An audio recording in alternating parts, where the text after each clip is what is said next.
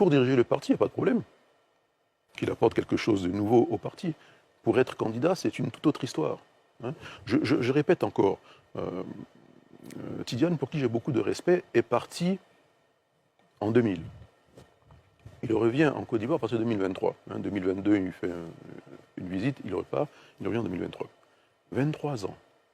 Quand il partait en Côte d'Ivoire, il y avait 18 millions d'habitants. Il y en aura 30 là, dans quelques mois. Ce n'est pas la même Côte d'Ivoire. Quand il partait, Yopougon avait 700 000 habitants, il y en a 2 millions aujourd'hui. Il n'a pas scolarisé d'enfants en Côte d'Ivoire. Il ne peut pas parler aux Ivoiriens d'éducation nationale. Il ne s'est pas soigné en Côte d'Ivoire. Il lui sera difficile de parler de santé en Côte d'Ivoire. Il n'est pas contribuable en Côte d'Ivoire. Pour quelqu'un comme moi, me parler de fiscalité et d'économie, ce sera difficile entre nous. Hein. Donc, je dis, au vu de tout ça, et je peux continuer encore et encore, la Côte d'Ivoire, c'est quoi? C'est des cœurs qui battent à l'unisson, c'est des vécus, des joies, des peines. Il n'a pas connu Laurent Gbagbo, président de la République. Les 10 années de refondation du FPI au pouvoir, méconnu pour lui, pour quelqu'un de notre génération qui n'a pas connu des chapitres entiers de la vie ivoirienne, c'est difficile. Et je pense que par décence, il ne devrait même pas être candidat. Je le dis en toute honnêteté, vous prenez une constitution comme celle des États-Unis, qui est la plus pragmatique. Pour être candidat, il faut avoir vécu les 14 dernières années dans le pays. Et c'est normal. C'est normal. Alors, les jeunes vont vous dire, bon, quand on avait nos joies, connaître la première qualification de la Côte d'Ivoire en Coupe du Monde, on n'était pas là. Voir le pays coupé en deux, avec toute la crise ivoirienne et tout ce que ça comporte, quand on va parler de réconciliation nationale, de tous ces sujets, il sera exclu. Donc, soyons sérieux. Je dis, le débat politique n'a pas commencé. Quand le débat politique va commencer, les lacunes seront trop importantes. Mais c'est en ça qu'un candidat à une présidentielle a une équipe autour de lui, pour combler des lacunes s'il n'y a que l'IA. On ne gère pas un pays par procuration. Ce n'est pas un dossier bancaire où vous acceptez le crédit à la fin. Non. Encore une fois, c'est un véritable vécu. Et quand vous faites des propositions aux Ivoiriens, c'est parce que vous savez ce qui se passe. Vous vivez. On ne vous raconte pas. Moi, on ne me raconte pas la Côte d'Ivoire. Je la vis. Je participe. Donc lui, alors je peux être dur, hein, et je le suis parce que la politique se fait avec vigueur. Il est obligé de s'entourer d'une bande de repéros qui lui disent « faut faire ci, il faut faire ça ». Non, ça ne marche pas comme ça. D'abord, je voudrais dire bonjour à tous les EPV, bonjour à toi-même. Encore une fois, merci à toi et à tous ceux qui se connectent tous les jours pour vraiment continuer à débattre des problèmes de notre pays et continuer à apporter leur soutien à la plateforme pour qu'on puisse continuer à sensibiliser les uns et les autres pour avancer. Donc aujourd'hui, moi, je vais commencer par poser quelques questions. La première question, c'est qu'est-ce que c'est qu'un bon citoyen? Quand est-ce qu'on dit que quelqu'un est un bon citoyen? Vous savez à quoi? C'est à moi de vous poser la question. Non, je vais essayer de répondre pour avancer, comme je ne veux pas que... Non, si on avait le temps, peut-être que ce ne serait pas mauvais qu'on fasse un échange. Voilà, mais comme je sais que tu es un peu pris par le temps, je vais essayer d'avancer. Il n'y a pas de problème.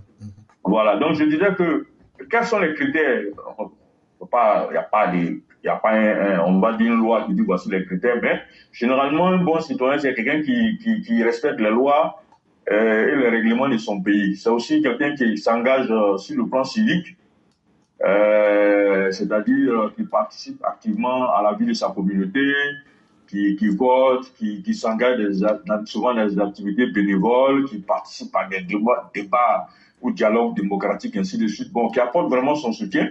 Et puis c'est quelqu'un aussi qui apporte une contribution économique, c'est-à-dire qui paye ses impôts. C'est le minimum, qui travaille honnêtement et qui paye ses impôts dans ce pays. Et puis c'est aussi quelqu'un qui participe à quelquefois à des actions de solidarité, d'entraide vis-à-vis soit de la communauté nationale ou bien de sa communauté même, je veux dire de sa région ou quelque chose comme ça. Et puis, enfin, on peut considérer que c'est quelqu'un qui a un esprit critique, mais qui est surtout constructif, surtout sur le plan politique, par exemple.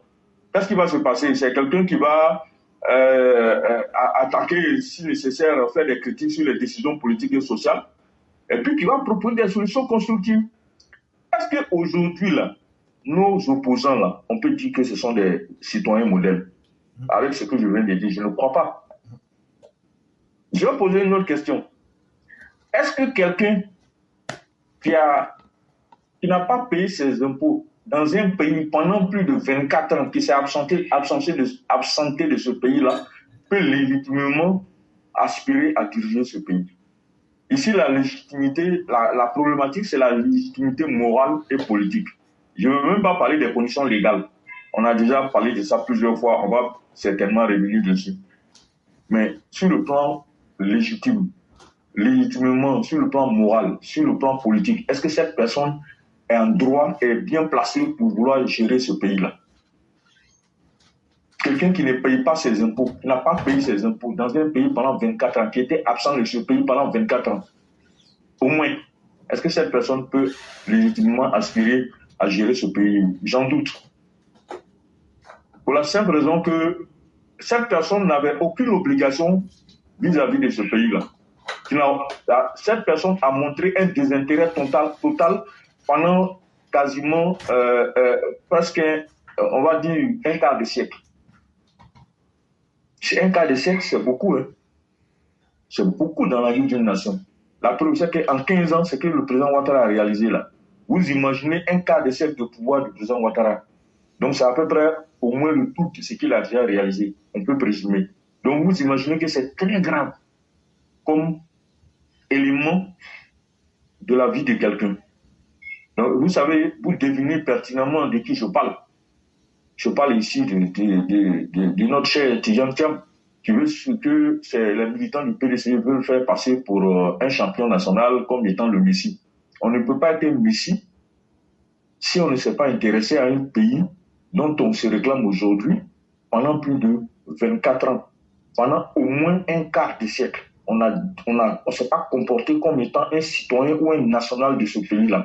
On a fait ce qu'on appelle un ostracisme, c'est-à-dire qu'on a ostracisé ce pays pendant 24 ans ou 25 ans. Et un matin, on se souvient qu'il y a un pays qui s'appelle la Côte d'Ivoire, on aspire à venir gérer ce pays parce qu'on n'a plus de travail. Ça, franchement, j'aimerais que les Ivoiriens réfléchissent longuement à cette réalité. Vous ne pouvez pas accepter quelqu'un qui a autant d'état sur le plan politique, sur le plan même humain. Il aspire à venir gérer votre pays. C'est franchement incroyable. C'est même inimaginable. Pour la simple raison que la preuve est que cette personne ne connaît aucune réalité de ce pays. Non seulement il a montré un désintérêt, mais il ne connaît aucune réalité de ce pays. Et pour preuve, il a nommé des cadavres. Il s'est entouré aujourd'hui de gens qui l'ont pris quasiment en otage. Parce qu'il y a une vidéo qui circule. Il y a quelqu'un qui se plaint qu'il est inaccessible. On ne peut pas le joindre. Il est trop important. Il se prend encore pour un DG ou un PDG. Il pense qu'il est en train de gérer Prudential ou encore qu'il est en train de gérer Crédit Suisse. Donc, actuellement, il est inaccessible. Ça, c'est leur problème de toutes les façons. Mais en même temps, c'est aussi notre problème de loin. Parce qu'il aspire à vouloir prendre les rênes de la Côte d'Ivoire. Donc, quelque part, j'aimerais que les militants du RHDP, d'une part, et les Ivoiriens de manière générale, prennent conscience que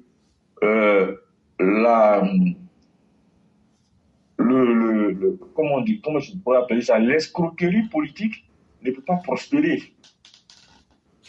L'hypocrisie politique ne peut pas prospérer. Et le rôle et les habits qu'ils se donnent, c'est pour tromper la vigilance des gens.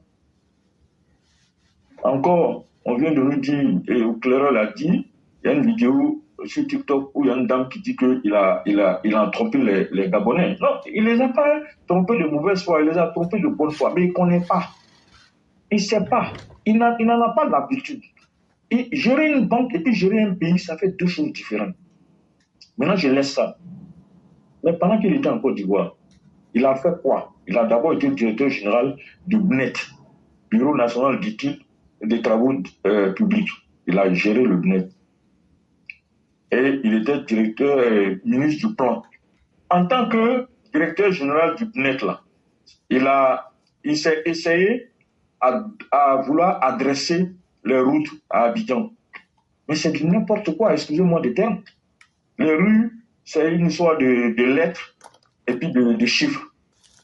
Mais quand il y a une rue qui s'appelle L200, il y a une autre qui s'appelle M200, une autre route va s'appeler R25, I63, ainsi de suite. Les gens ne se sont pas retrouvés pendant des années.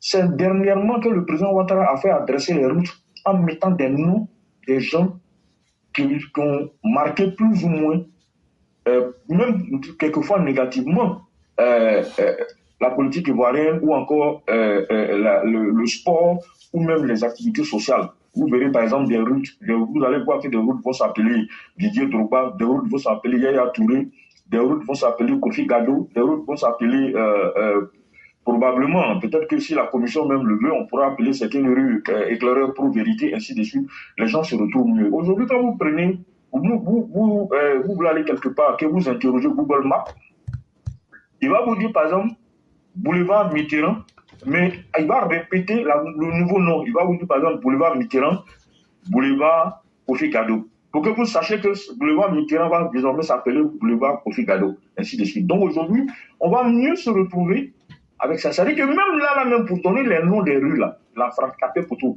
il a échoué encore là-bas.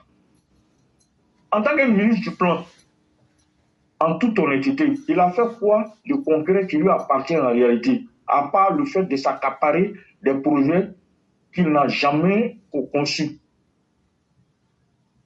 Rien de spécial. Donc, en fait, nous sommes dans ce qu'on a appelé, je éclairé à l'habitude d'appeler l'esprouf. Donc, c'est du mensonge et ils font du marketing sur du mensonge. Ils font un marketing politique sur du mensonge, rien que sur du mensonge. Et le mensonge ne peut pas prospérer parce que les réalités en face sont là pour nous rappeler que tout ce qu'ils sont en train de raconter, c'est la poudre aux yeux.